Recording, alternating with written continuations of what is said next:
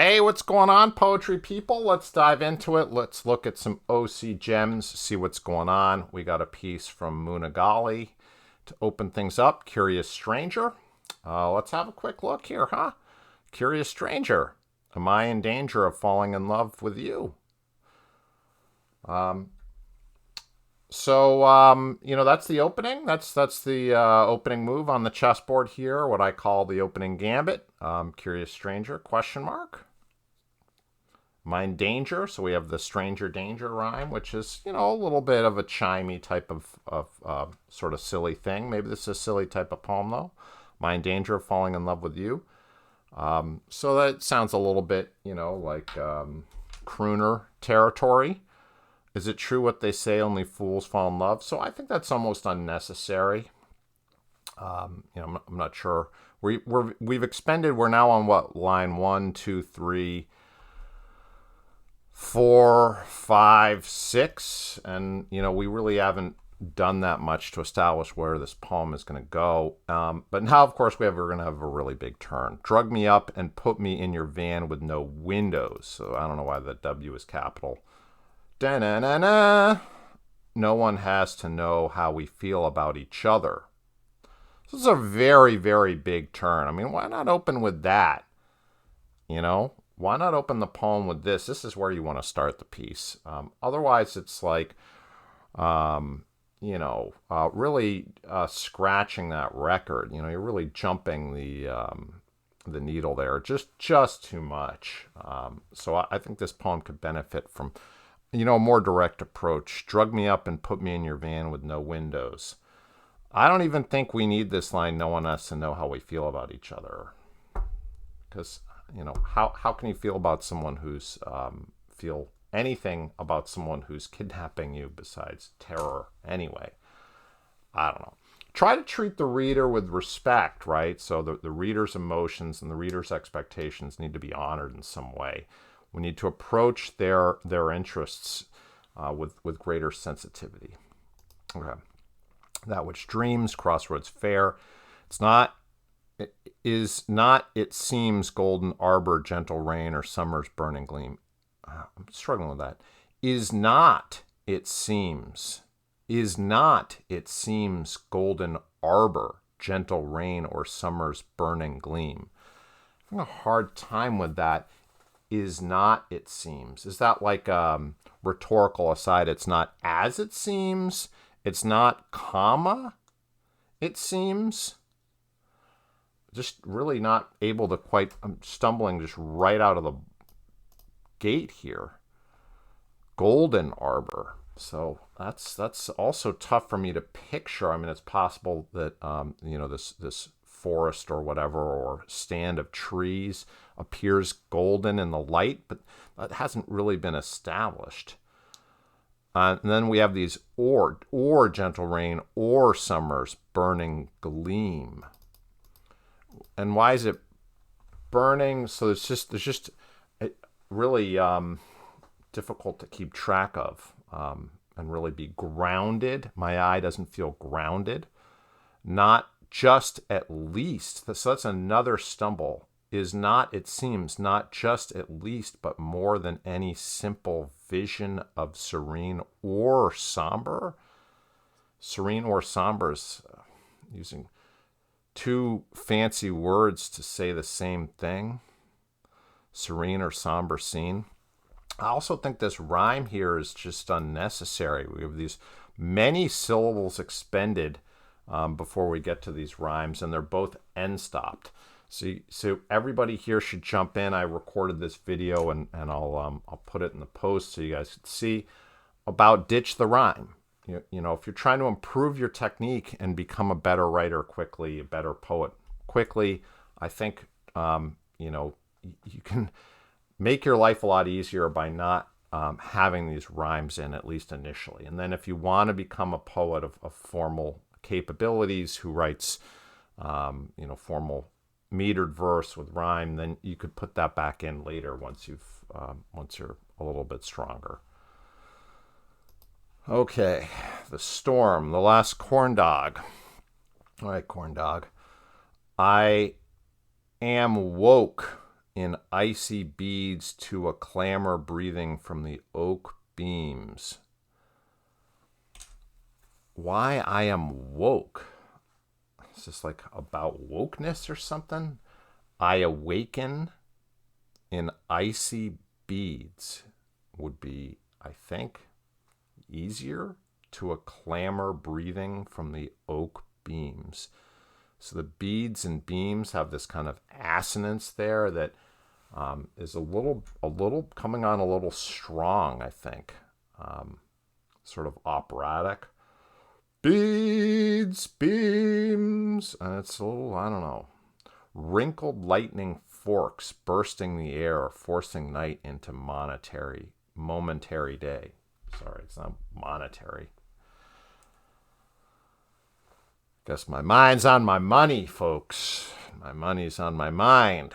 Well, let's get back into this poem. So, folks, here's my issue. We're getting into kind of line 6 here, and we've established this scene of someone waking up perhaps in like a barn or an old house or something like that.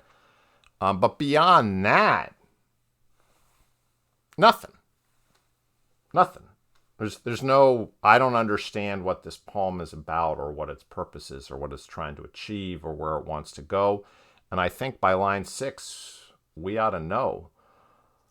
And I'm not sure where it's going to go, but just scanning my eyes down this poem, deepening tempest, turgid storm clouds, swollen bellies of oxen impending above parched fields, thistle. I mean, there's a lot of different stuff it wants to describe, but I think it would be better to let the reader into understanding why we want to describe these things.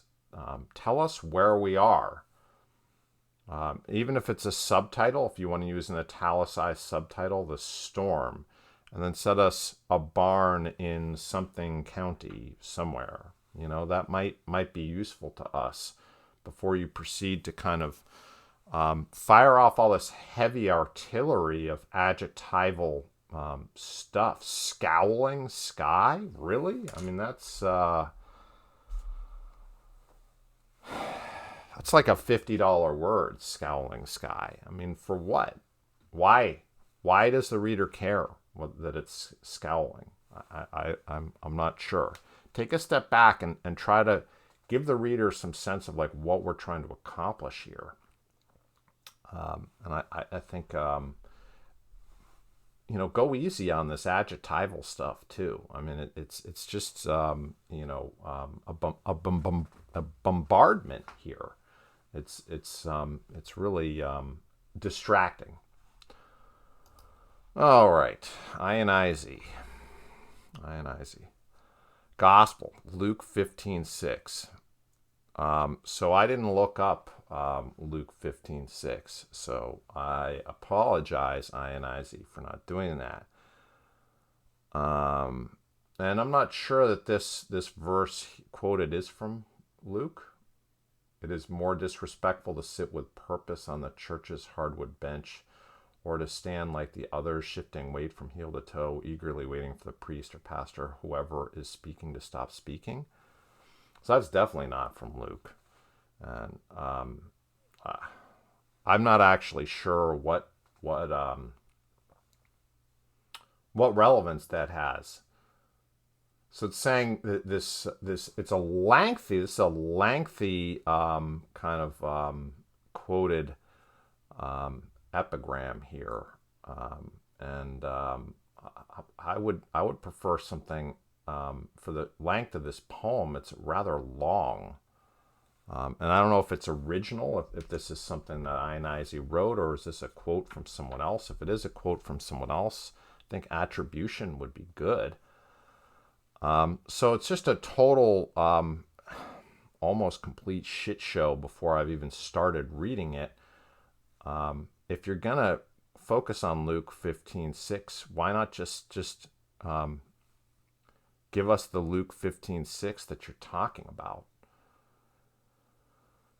Which I guess then you do. It says, if she or the shepherd, whoever is speaking, loses one of their 100 sheep, it is the duty of said individual to go out and retrieve said lost sheep. I don't know what's translation you're using. But that's those saids are pretty laden. They're just pulling this poem down. It says at the end of my version that the shepherd runs away with the one that she followed. I think let's just focus on the fundamentals here. When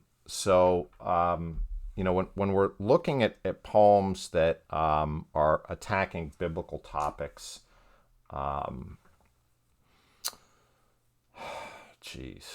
I talk about that on my sonnet channel because there's certainly some sonnets that have done that. Milton has a sonnet.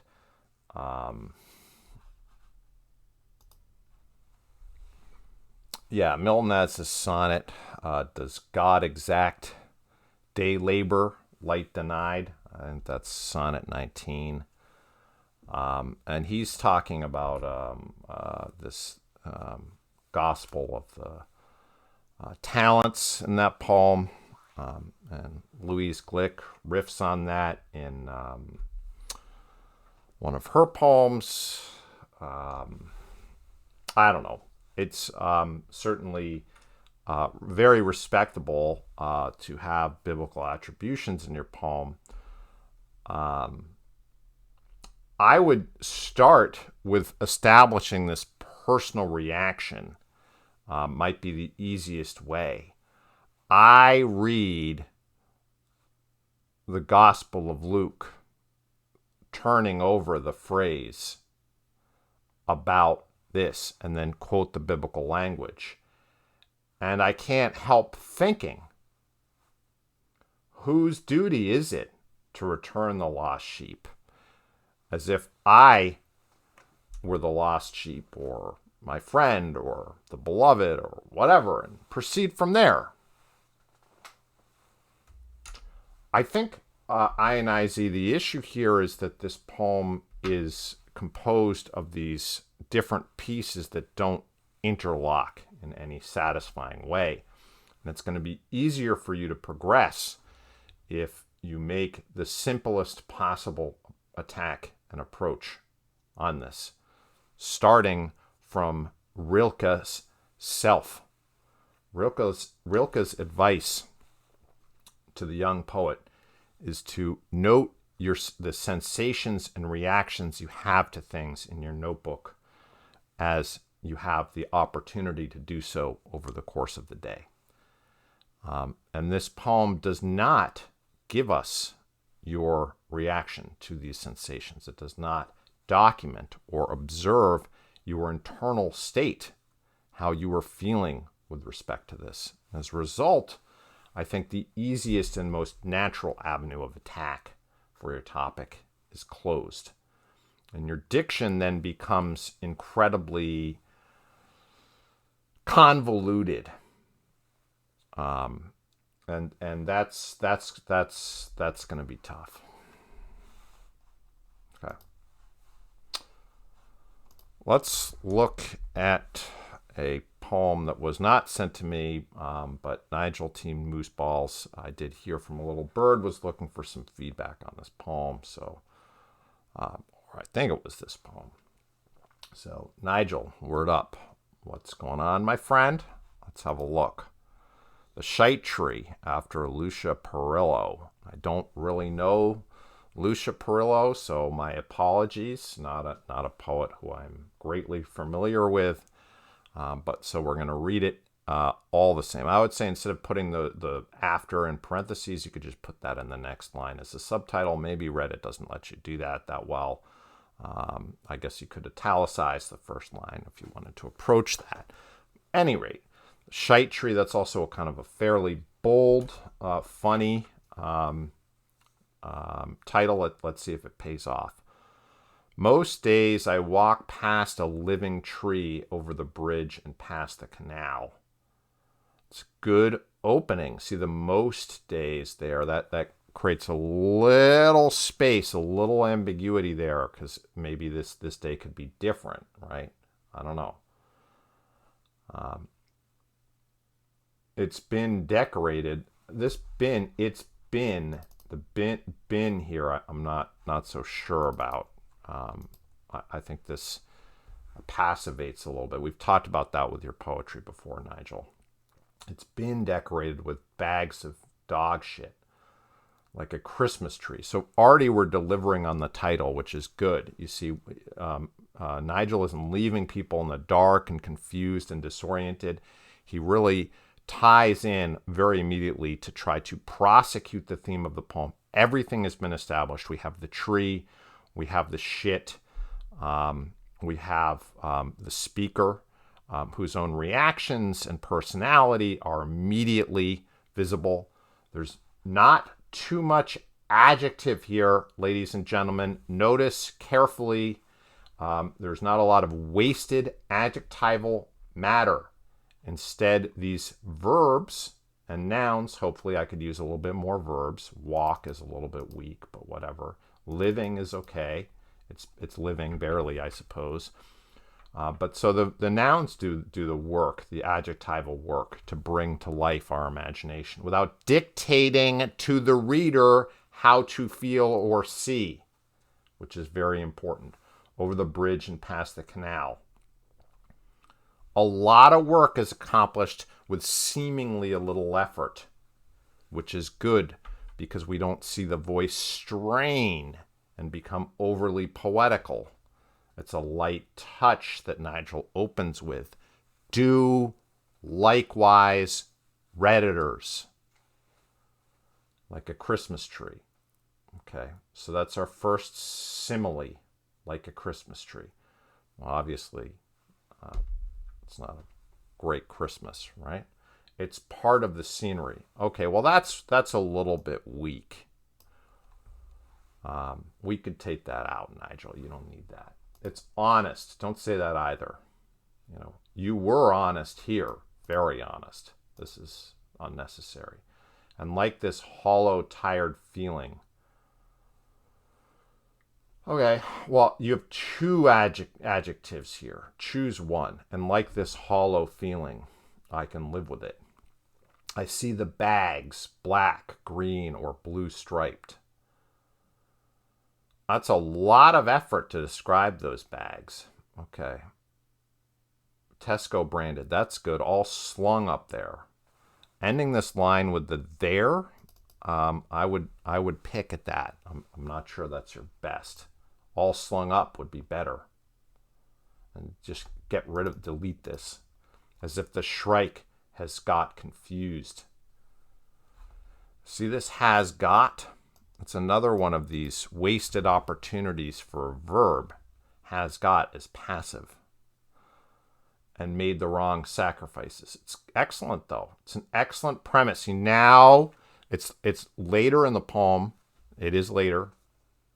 But we have this proposal, this conceit, a central metaphor where the tree and its shit offerings are being compared to the Shrike and its offerings. Very, very, very effective. Pinions the reader's attention. I would love to write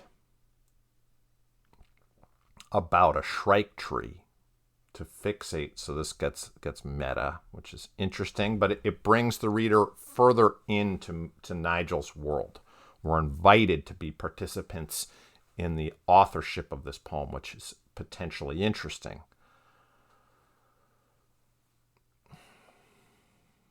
I would love to write about a shrike tree, to fixate on separated sparrowheads. Very good. Very good.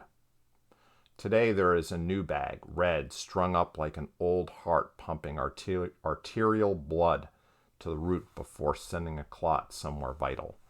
Again, do we need to know before it sends a clot somewhere vital? Maybe. So again, that's a lot of effort. We could trim some of this and do more with less. Now look at this. This is effective. The low sun shines through it. The breeze moves it. A little passive, the breeze moves it. Ending with this it. Not completely sold. But you're taking all the right approaches. So the vectors, the directions of your attack are unfailingly correct. Just small tuning will make this poem into extremely effective and very, very, very strong. It's already strong. It's going to go from good to great. Okay.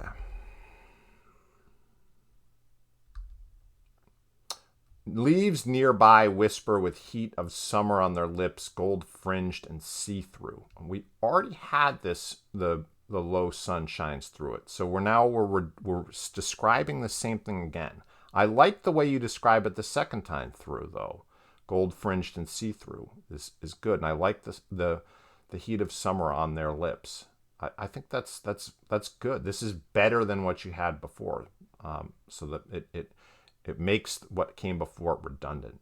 The ground is bottle green, light dancing like it would beneath a bridge over sun-speckled water. Okay? And now there is a patch of blushed pink like a cheek that's been kissed. It's a good ending. You know, I'm not sure it completely resolves this Shrike sacrifice, you know, Catholic Christian concepts that it introduces. Doesn't completely resolve all of them, but it's not necessarily the job of every poem to resolve every issue. And I think if you attenuate this imagery, it will resonate further and more, and you don't need to answer the questions. You need to create avenues and inroads for the reader to wander the garden of your poem freely. Very, very, very interesting. So,